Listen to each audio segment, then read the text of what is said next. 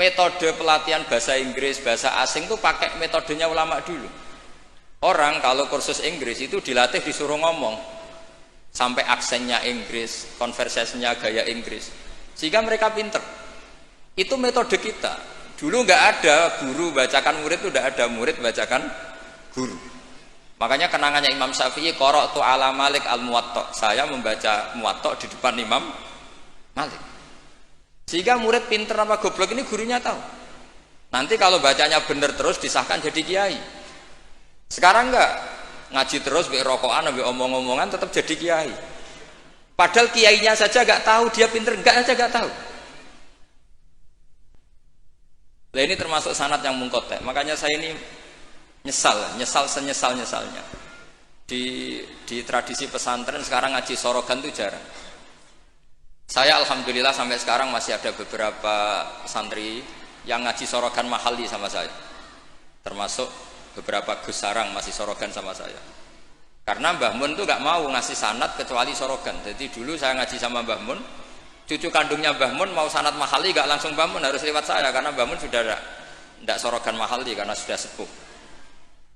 Nah pentingnya sorogan itu orang mustakil, murid ini mustakil, bacanya apa ini mustakil. Jangan sampai ngalami misalnya ada murid tanya, Gus walam tardiman itu maknanya apa? Saya yang kecelok orang alim saja nggak tahu maknanya lam tardiman. Setelah tak lihat ternyata di bab khed walam tarodaman dia baca langsung lam tardiman. ya bingung. Kok saya sampai apa? Madatul kalimah dari apa, mustaknya apa, soroknya. Akhirnya saya coba kitabnya tak lihat, ternyata walam taro daman. Dia bacanya langsung lam tardiman. Itu banyak sekali. Nah makanya saya mohonlah di dukun ini orang-orang yang alim atau ustadz alim itu harus tetap ada tradisi ngaji sorogan, terutama bagi khiyaru ahli, orang-orang pilihan. Dulu sahabat ngaji Rasulullah Quran itu ya sahabat yang baca. Dulu saya ngaji Quran, setor Quran min awali hatta akhiri ya saya yang baca. Beberapa kali saya baca kitab di depan Mbah Mun, di depan Gus-Gus, di depan kiai-kiai saya. Jika kiai dulu itu tahu ini sudah alim, ini belum, ini setengah alim, ini setengah waras, ini tidak waras, itu tahu. Karena kelihatan sekali, tingkat naifnya itu kelihatan sekali. Misalnya ada anak baca misalnya begini, An Abdillahi bin Amrin. Itu gurunya pasti tahu. Lucung kok Amrin ada wawunya berarti bener. Misalnya An Abdillahi bin Umaro, itu gurunya langsung tahu. Nah sekarang itu enggak. Murid itu hanya mendengarkan, sehingga kadang-kadang ada orang itu baca Ibnu Ubay bin Ka'ab, itu dibaca Ibnu Abi, anaknya bapak ini senerak kowe cung. Jadi ini kecelakaan seperti ini nggak boleh terjadi. Ada lagi murid yang tanya gini, ini setengah pinter tapi ya setengah goblok. Saya pernah sorogan fikih ditanya, tidak boleh nikahi zaujatul ab. Saya ulang lagi ya, wala tangkihu manakaha abaukum minan nisa illa matat salaf. Tidak boleh menikahi istrinya bapak. Itu orang Jawa langsung protes, Gus, bojone bapak ara ibuku. Itu setengah pinter setengah goblok. Setengah pinter karena di Jawa rata-rata orang itu istrinya satu. Artinya kalau bojone bapak ya mesti ibunya dia.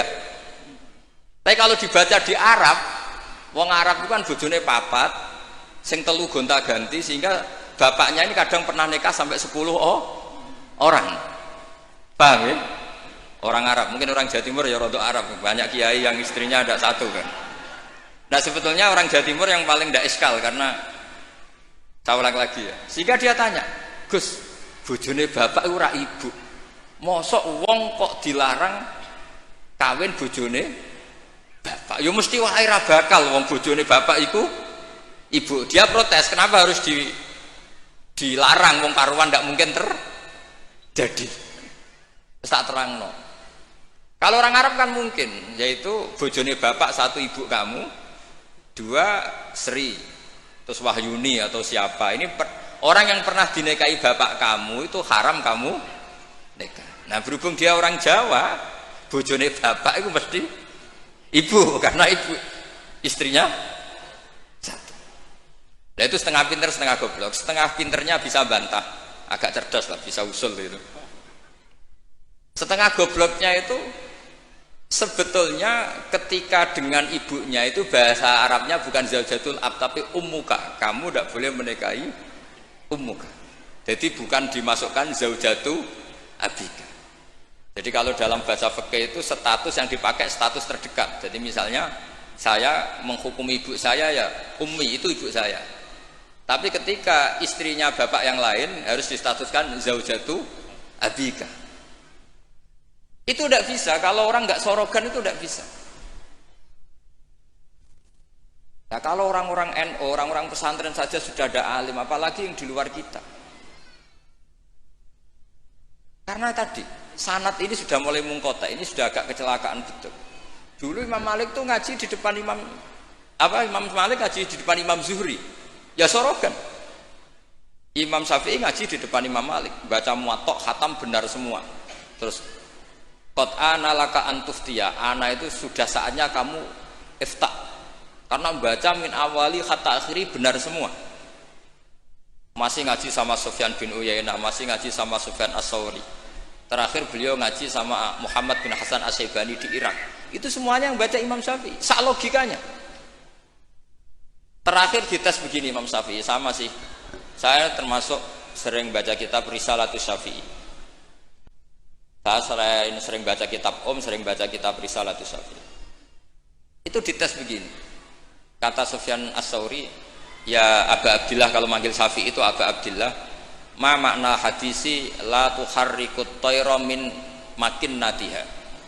Gurunya yang satu tidak baca makin natiha tapi min wakanatiha. Jangan gerakkan burung dari sangkarnya. Kalau sampai yang dibedai mesti jawab ini kurang penggawean apa ngobrak-ngobrak manuk kan gitu. Tapi Imam Syafi'i dengan fasihnya menerangkan orang Arab itu kalau mau pergi itu tatoyur itu pakai ukuran terbangnya burung. Nak digusah terbang ke kanan ila aimana berarti alamat baik. Kalau berterbang as'ama atau aisaro berarti buruk. Nah itu kalau ada burung di hutan terus digusah. Kalau nggak ada burung di hutan dia memang nyimpan burung diletakkan di kurungan, tapi kurungannya dibuka terus diubrak.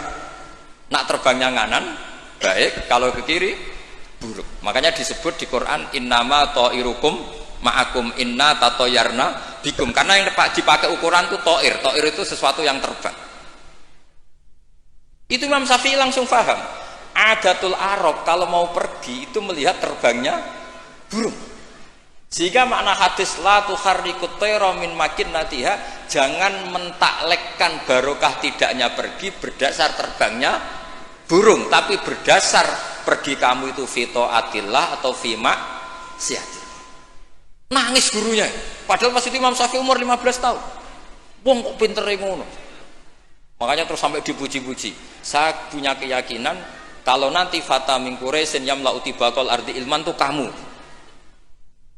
Padahal teksnya hadis hanya gitu, jangan gerakkan burung dari sang. Itu dulu mungkin orang alim sampai seperti itu mungkin. Karena ngajinya sorokan, mustaqil. Saya beberapa kali dites Mbah Mun, hak cara kowe naib Indonesia itu fasik ta ora? Ora dijawab fasik ya rodok fasik untuk mel-melan terus. Nak dijawab fasik padha karo ngukumi nek kae wong sak Indonesia agak sah mergo waline napa? Fasik. Nah kula pengalaman karena kula sering ngaji sama Mbah Mun pengalaman. Jenengan ra kepengin nek kae wong sak Indonesia sah. Iya aku kepengin sah. Nak ngoten tak hukumi mboten fasik. Itu Mbah Mun sewenengnya saya sampai diambung itu dia bilang gitu. Cara wong Arab nak seneng diambung bombonan. Kowe muridku tenan kata. Karena itu memang jebakan. Jadi ya sudah seperti itu. Itu mungkin kalau ngaji sorogan. Tapi nak ngaji kilatan ya mau nyenggaki sholawat tok. Misalnya sholale.